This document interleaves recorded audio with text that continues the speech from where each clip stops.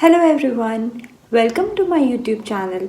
Today I'm going to show you how to create a colorful mandala. Let's start with basic mandala fillers.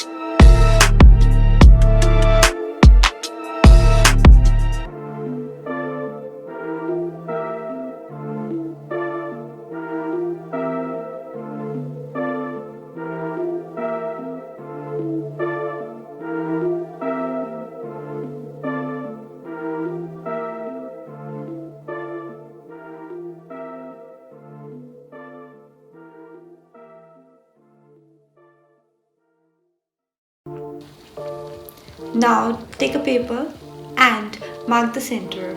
After marking the center, with the help of pencil and compass, draw a circle.